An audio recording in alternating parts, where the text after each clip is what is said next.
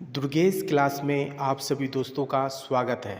आज हमारे समक्ष उपस्थित हैं डॉक्टर ईश्वर प्रसाद सिंह जी।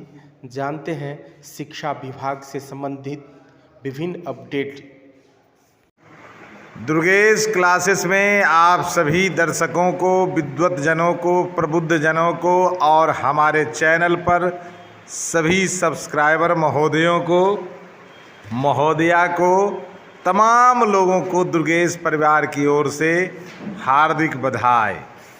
प्रधान शिक्षक, प्रधानाध्यापक, विद्यालय अध्यापक, इन तमाम खबरों के साथ मैं उपस्थित हूँ। अब बारी बारी से विस्तार पूर्वक आप जानेंगे कि प्रधान शिक्षक, प्रधानाध्यापक और विद्यालय अध्यापक के विद्यालय पदस्थापन की प्रक्रिया अगर इतने दिनों से लंबित है तो किस कारण से लंबित है। लंबित बताने वाले बहुत सारे चैनल हैं, लेकिन कारण बताने वाले विश्व स्तरीय मात्र एक चैनल दुर्गेश क्लासेस।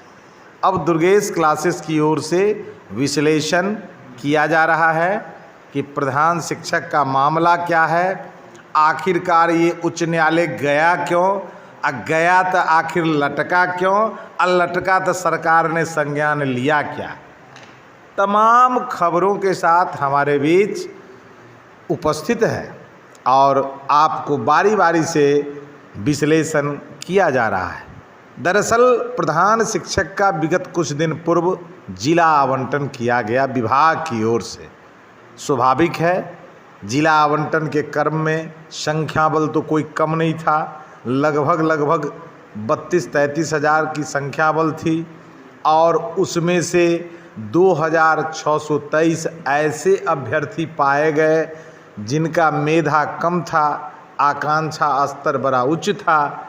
जो वो जिला चाहते थे वो जिला उनके मेधा के हिसाब से ठीक ठाक नहीं बैठ रहा था, जिसके कारण उन 2653 कैंडिडेट का जिला आवंटन नहीं हो पाया। पहला कारण।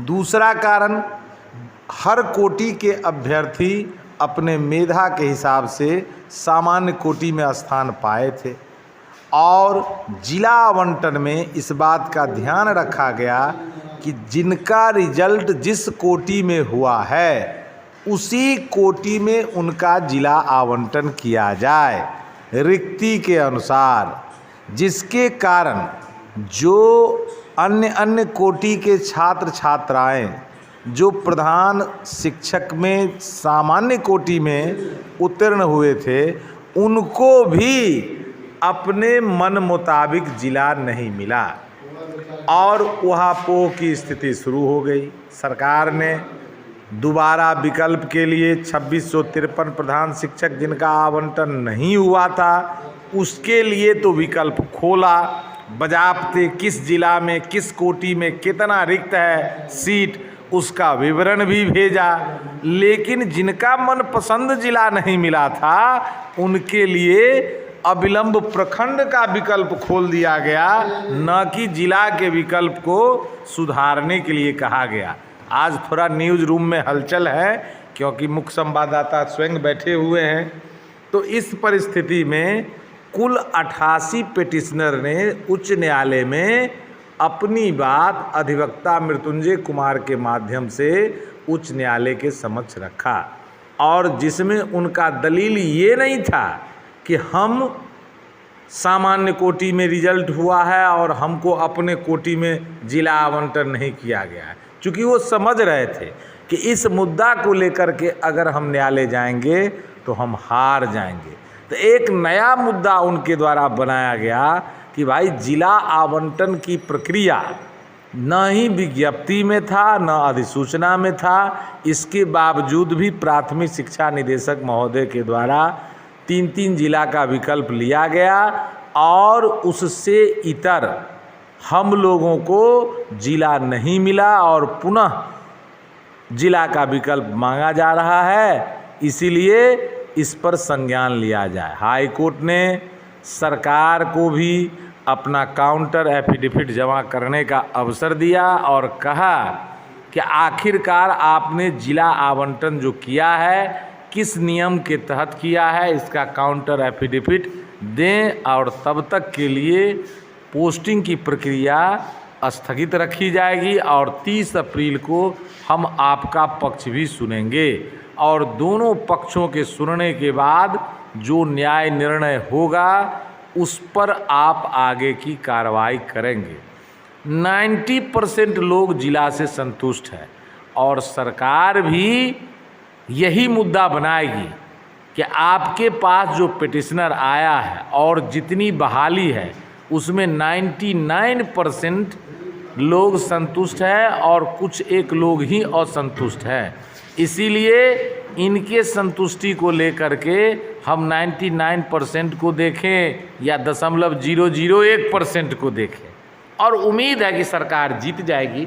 प्रायः ऐसा ही होते आया है और जैसे ही 30 अप्रैल को सरकार के पक्ष में अगर निर्णय आता है तो अविलंब, चूँकि सरकार समझ रही है कि जितना अब विलंब करेंगे न्यायालय का ओझरी लगता रहेगा, तो उस ओझरी को सरकार अविलंब चाहेगी दूर करके नियुक्ति पत्र वितरण के साथ ही 10 दिन के अंदर विद्यालय पदस्थापन कर दें।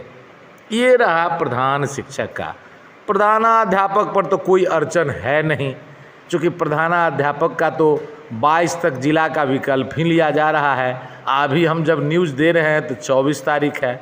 हाँ, रखिए कि 26 तक 27 तक उम्मीद बना के रखिए। वैसे तो आज तक 99.99% दुर्गेश क्लासेस के न्यूज़ पर मुहर लगते आया है। अब तो इतना मुहर लग गया है समझिए कि अब जो भी न्यूज़ देते हैं लोग जो है पूर्णतः सत्य और सटीक ही समझते हैं, चूँकि विश्लेषण के साथ देते हैं।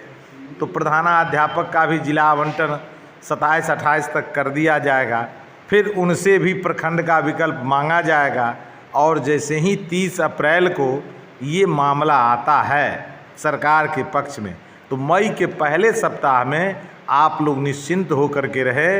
नियुक्ति पत्र वितरण कार्यक्रम तय ही समझिए और दूसरे से तीसरे सप्ताह तक आप लोगों का योगदान निश्चित ही समझिए। रही बात विद्यालय अध्यापक का, तो आप तो भाग्यवान हैं, स्थानांतरण को रुकवा दिए। अब ट्रांसफ़र के कारण ही पोस्टिंग में विलंब था, तो सरकार ने अब अंतिम रूप से निर्णय ले लिया है कि अब आपका पदस्थापन भी मई महीने में कर दिया जाएगा। आगे के समाचार के लिए आप लोग चैनल पर बने रहिए और जितनी जल्दी होगा बीओ वाला समाचार लेकर के हम आ रहे हैं। धन्यवाद।